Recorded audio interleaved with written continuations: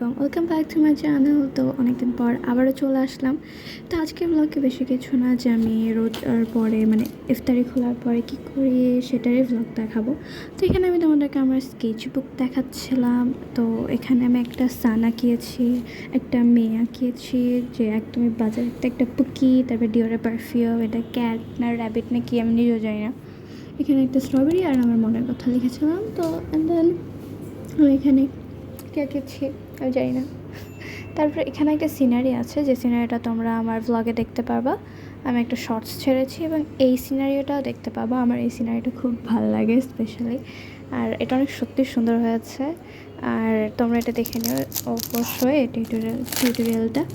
তো এরপরে আমি কিছু জিনিস আনবক্সিং করছিলাম। এটা হচ্ছে আমার কী বলে স্কেচবুক কেন, আমি এটাকে জার্নালের জন্য কিনেছিলাম। তো আমি এটাকে জার্নালের কাজেই লাগাবো। এটার পেজগুলো অনেক সুন্দর এবং রিজনেবল প্রাইসে আমরা পেয়ে যাবো।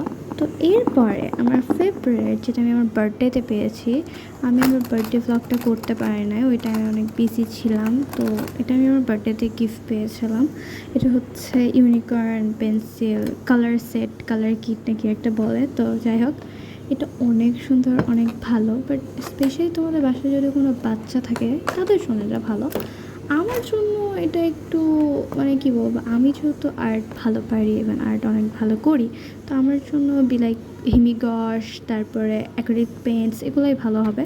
আর এগুলো ছোটো বাচ্চাদের জন্য অনেক ভালো। আর আমার এমনি এর যে কালার পেন্সিলগুলো, তারপরে মার্কার্সগুলো আছে, সেগুলো অনেক ভালো কাজে লাগে এবং এর সাথে এক্সট্রা ইরেজার পাবে তোমরা, তারপরে হচ্ছে কী জানি বলে পেন্সিল পাবে। তো এগুলো সব কিছু করার পর আমি পড়তে বসেছিলাম। এই যে দেখো আমি পড়ছি, কারণ রোজার মাসে তো এমনি পড়াশোনা হয় না। আর তাও মানে পড়েছি।